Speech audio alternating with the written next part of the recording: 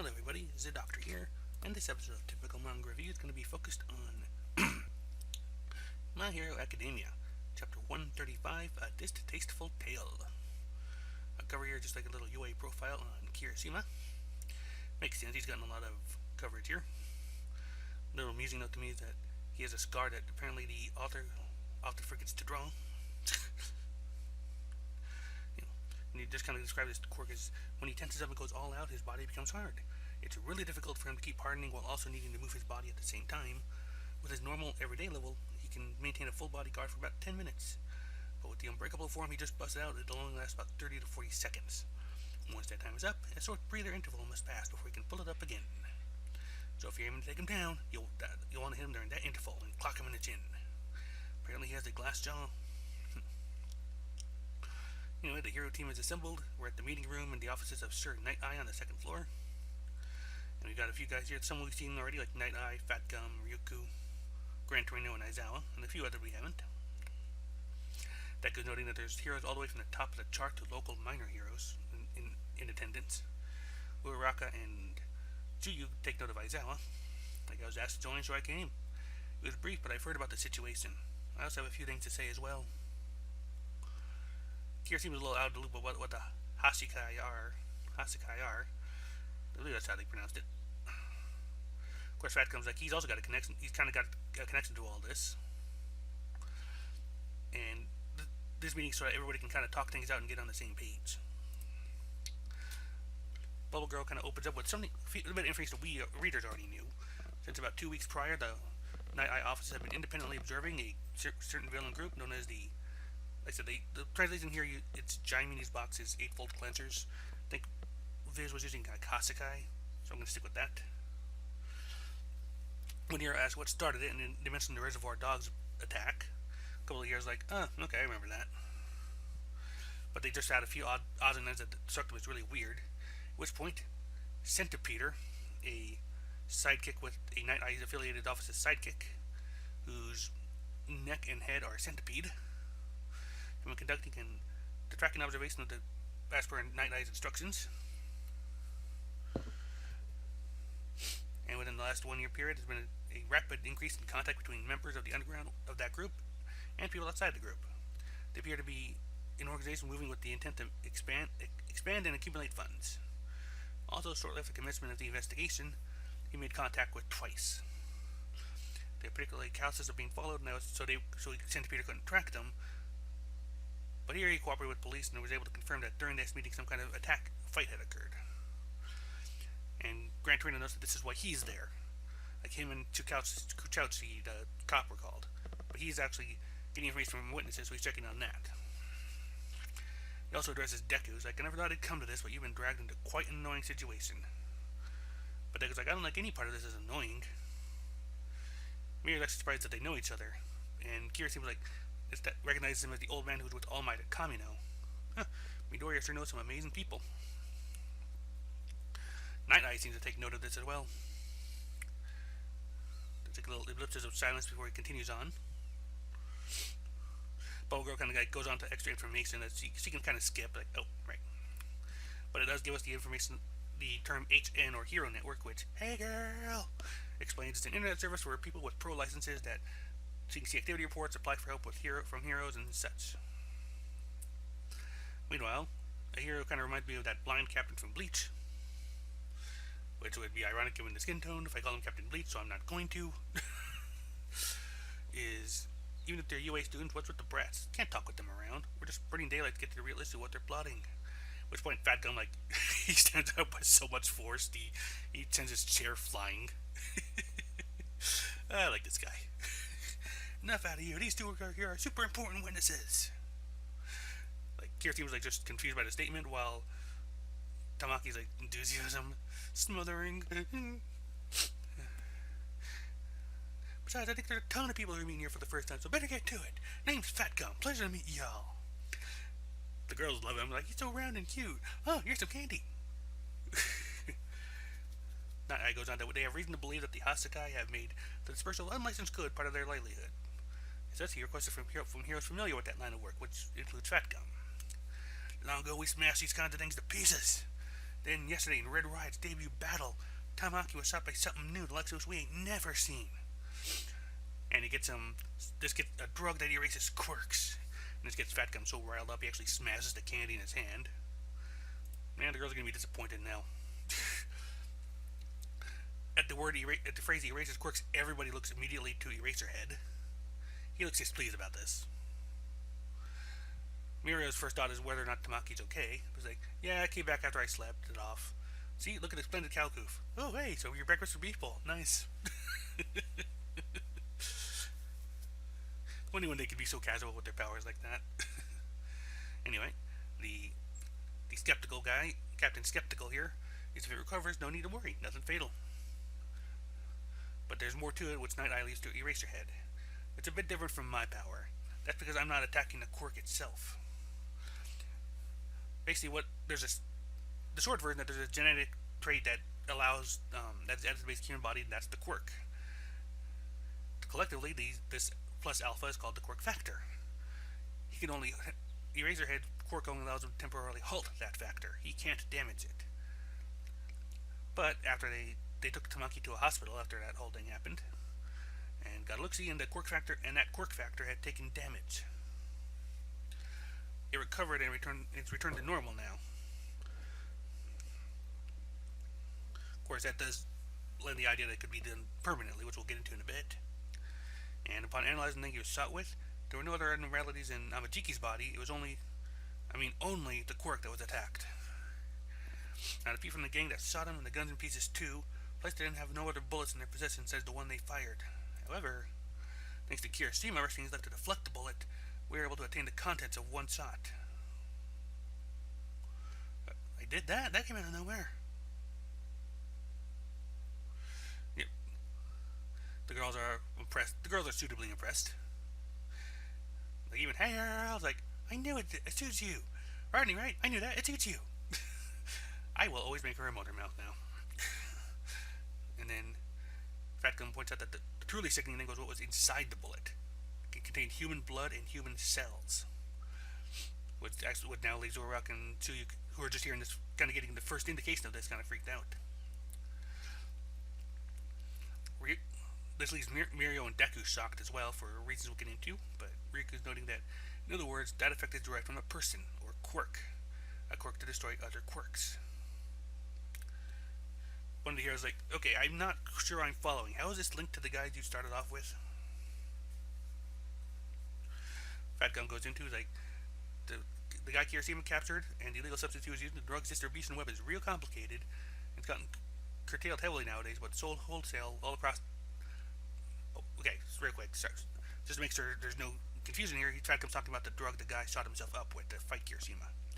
Its distribution web is really complicated, it's gotten really curtailed, but it's sold wholesale across all different devils, all different people groups and organizations, and now they can finally reach the source of it all. There's no evidence that Hasakai themselves are dealing this stuff, but there's been contact between them and middle man groups selling it. And there's also the class of villains that Ryuko's group cleaned up recently. The boss of one of those gangs was one of those middleman groups. And one of the villains who gigantified only maintained it for a short time, so they must have been inferior goods. The heroes questioning this are noting that this is a very thin connection, and it could even be just them trying to twist the evidence to suit their need to get to these guys. So they're wondering if there's anything more conclusive. At which point, Night Eye explains that the quirk of the capo, Chisaki, is named Overhaul. It's a power that can disassemble and reassemble any target. A quirk that can dismantle, to destroy and repair at once. That, along with the bullets that can destroy quirks. And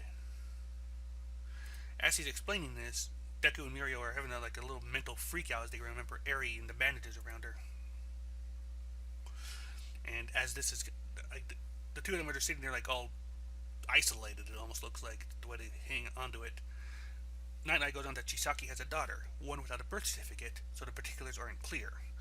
When these two encountered her, her arms and legs were wrapped in a great many bandages. Ryuko seems to be doesn't express it much, but it's like, it can't be, that's hideous. Well, Gran Torino's like, what do you expect? All it takes is a thought, and any son of a bitch can do anything. Kirishima and Namajiki aren't quite following. which leaves Captain skeptical to, see, we don't need any damn kids around slowing the uptake much. Put it simply, we're saying that they're probably making the bullets out of her body.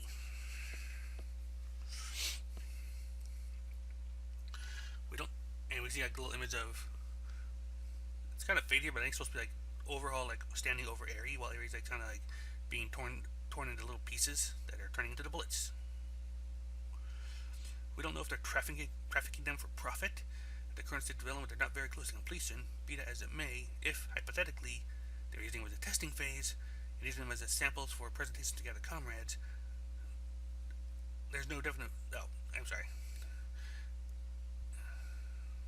Like basically, Night Eyes they're using these, giving out samples to kind of show them what they can do and maybe get some people around them, but there's no definitive proof. However, they say they've gathered allies all across the country and amassed funds. What if the completed bullets could take the quirks themselves and completely eradicate them? Many dark ideas spring to one's mind. And this gets Fat Gum's bowels seething with rage. We gotta search their hideout. While Captain Skeptical is like, so you're saying if these dudes had been able to take the girl under protection, then this whole problem would have been resolved right then and there? But Night Eye's not having any of that.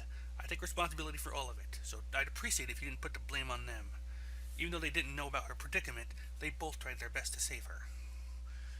And this part I'm not sure if it's him speaking, but it looks like it is, but Midoriya stuck his neck out and tried to protect her there, while Mirio made sure to think ahead in order to secure her safety at a sounder juncture.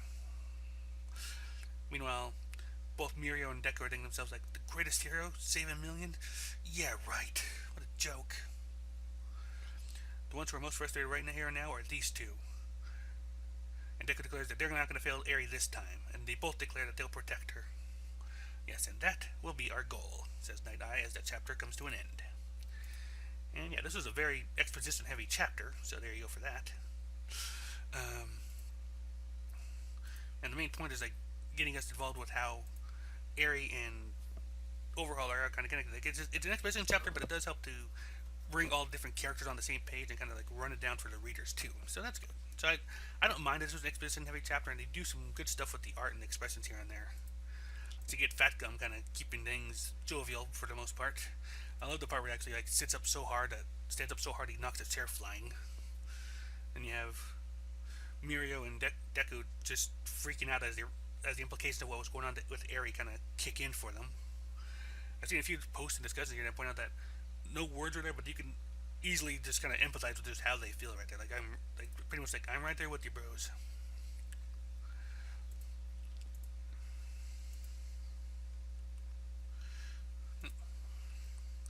Yeah, like I said, at first I personally first just like I said since I heard human blood and human cells, I mostly just took the whole thing with just blood alone. But the way to describe it and the nature of Overhaul's power and the way they kind of show her being torn apart and such do suggest that they're actually like Overhaul's basically like taking the kid apart and putting her back together again to get what he needs, which is horrifying at a whole lot of levels, especially since it happened to like just a little kid.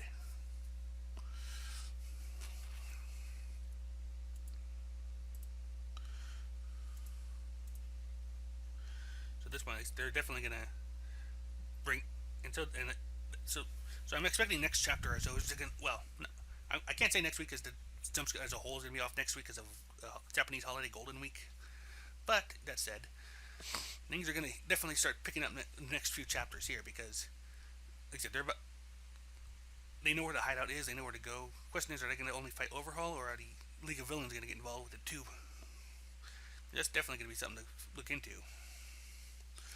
So we got a nice little group of heroes here, so it'll be fun to see how they all work together.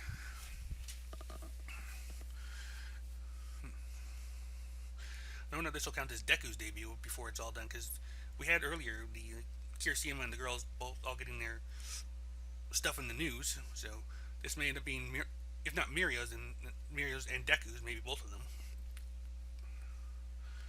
Let's see here.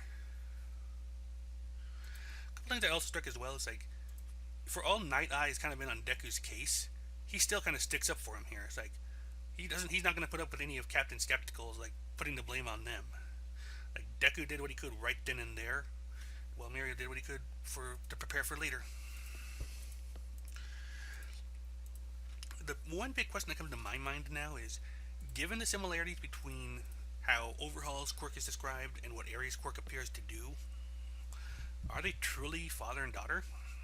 Because I thought that was just him, like, lying to pass out the fact that he actually had a kid with him in the first place. But now I'm wondering, like, one, is he actually, the main thing I'm wondering now is, like, if they actually are father and daughter, like, parent and child. This has some implications going forward for what to do. But it also makes me think, what better way will there be to end this arc than to see Eri free of her father, just playing happily in the dirt? Well, actually, I should say free of her germaphobe father, playing happily in the dirt. Because that would probably be the biggest sign I could think of to show like she's well and truly free of him. But given this, I wonder also if Overhaul's going to even survive to the end of the arc. And actually, if he doesn't, will Shigaraki just take over the operation? And if he doesn't survive, will it be because Shigaraki killed him? Definitely some interesting ideas.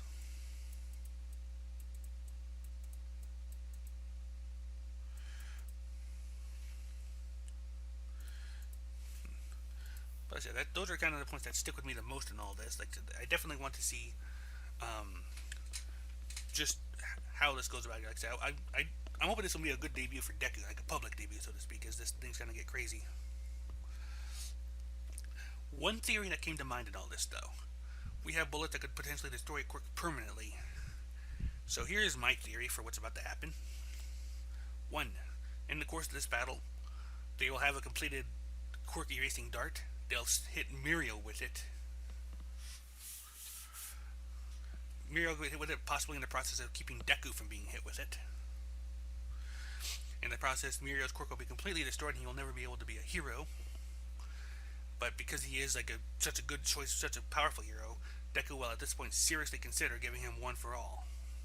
Especially if things go down in such a way that Deku doesn't think he did very well at all.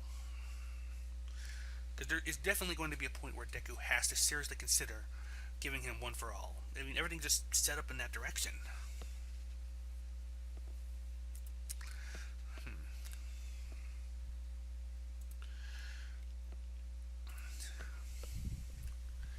Yeah, I mean, that's my theory for this arc going forward.